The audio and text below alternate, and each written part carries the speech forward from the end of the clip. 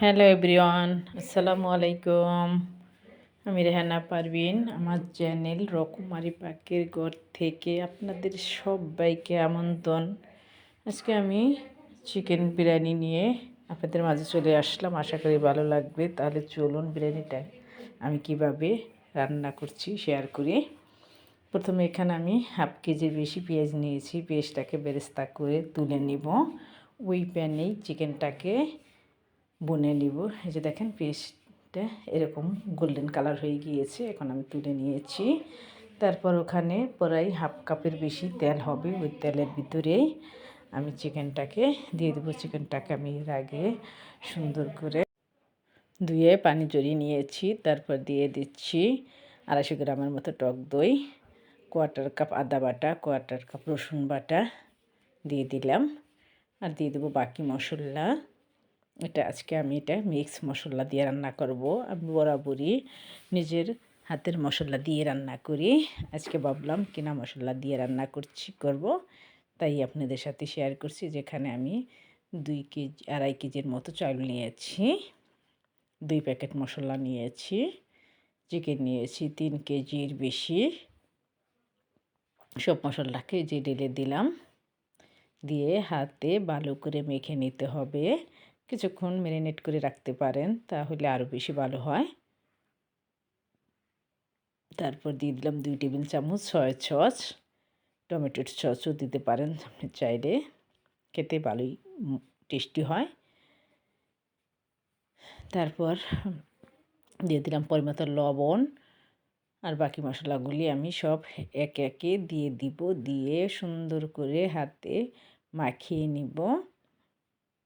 লবণটা দেওয়ার পর যে একটু মাখিয়ে নিচ্ছি। আমি মরিচ গুঁড়াটা একটু পরে দিচ্ছি। অনেক সময় মরিচ গুঁড়ায় হাত জ্বলে যায়, সেজন্য আমি মাখিয়ে নেওয়ার পরে যে মরিচ গুঁড়া দিয়ে দিচ্ছি। এখানে আমি 2 টেবিল চামচ মরিচ গুঁড়া দিয়েছি। আর কাঁচা মরিচ দিব। আপনারা যদি ঝাল আরেকটু বেশি মনে করেন খাবেন, তাহলে আরেকটু বাড়িয়ে দিবেন। তবে আমি এটা যেই পরিমাণ দিয়েছি এটা মিডিয়াম একটা ঝাল। আর দিয়ে দিলাম 1 চা চামচের উঁচা করে টেস্টিং ছলটা দিলে কি হয়, একটু স্বাদটা ভালো আসে, খেতে টেস্ট হয়। তাই অবশ্যই একটু টেস্টিং ছল দিবেন। তারপর আমি কাঠের লাড়ুনিটা দিয়ে একটু মিশিয়ে নিয়েছি। পরে হাত দিয়ে মেখে নিলাম। যে হাত দিয়ে এইভাবে সুন্দর করে মেখে নিয়েছি। আমি কিন্তু কোনো পানি দিইনি এর সাথে, এমনি কিন্তু পানি চলে আসছে। তারপর মাখানো হয়ে যাওয়ার পর আমি চুলায় দিয়ে দিচ্ছি। এখন চিকেনটাকে আমি একদম কষিয়ে নিব শুকনা করে। আর ওইদিকে কিন্তু আমি চাউলগুলা ধুয়ে পানি জড়িয়ে নিয়েছি। এই যে দেখেন চিকেনটাকে নেড়ে রাখতে হবে যাতে লেগে না যায়। আর বেরেস্তাগুলি আমি 2-3 বার চিকেনের সাথে দিয়ে দিব। আর নেড়ে নেব। কালারটা এইভাবেই ভালো আসে। আমি কিন্তু কখনো বিরিয়ানির ভিতরে কাঁচা পেঁয়াজ দেই না। আমি যেটুক দেওয়ার সেটুক আমি বেরেস্তাই দিই। আশা করি আপনাদের ভালো লাগবে। যে যেখান থেকে ভিডিওটি দেখছেন সম্পূর্ণ ভিডিওটি দেখার অনুরোধ রইল। এই যে চালগুলি আমি ধুয়ে জড়িয়ে নিয়েছি। এখন চিকেনটাকে আমি নামিয়ে নিলাম। আর যে প্যানে আমি তেল দিয়ে আর একটা পেঁয়াজ দিয়ে দিলাম। তারপর চাউলগুলো ভালো করে ভেজে নিতে হবে। চালটা ভালো করে ভাজা হয়ে গেলে কিন্তু চাল বিরিয়ানিটা একদম জর্জরা হয়। তারপর আমি যেটুকুনি চাল নিয়েছি ডাবল পানি দিয়ে দিলাম। আপনি 2 কেজি পানি নিলে 2 কেজি চাউল নিলে এখানে 4 কেজি পানি দিবেন। তারপর পরিমাণ মতো লবণ দিয়ে দিচ্ছি। দিয়ে ভালো করে নেড়ে নিয়েছি। যে বলক তোলার পর আমি 2টা তেজপাতা ছেড়ে দিয়েছি।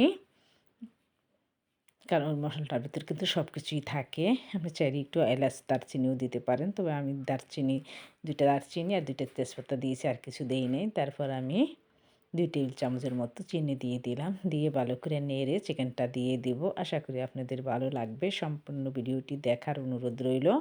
দিয়ে দিচ্ছি 7-8টা আলু বোখরা আর কিছু বেরেস্তা উপরে দিয়ে চিকেনটাকে যে ঢেলে দিলাম। দিয়ে সুন্দর করে একদম রাইসের সাথে মিশিয়ে নিয়ে দমে দিয়ে দেব আমি আধা ঘন্টা থেকে 1 ঘন্টার জন্য। দেখবেন একদম জর্জরা হয়ে যাবে। এই যে উপরে আমি আবারও কিছু বেরেস্তা দিয়ে দিচ্ছি। আর দিয়ে দেব কাঁচামরিচ। ফেসবুক থেকে যদি আমার ভিডিওটি দেখে থাকেন আমার পেজটি ঘুরে আসবেন।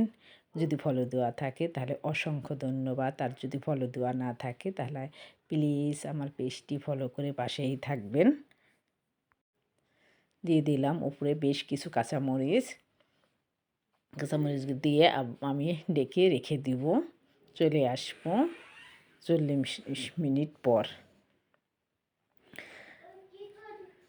দিয়ে দিচ্ছি কাঁচামরিচ, ডেকে দিলাম।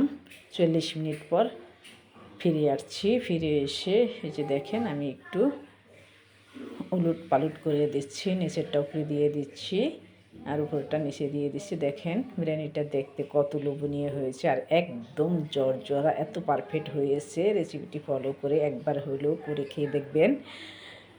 ইউটিউব থেকে যদি দেখে থাকেন তাহলে আমার চ্যানেলের পাশেই থাকবেন।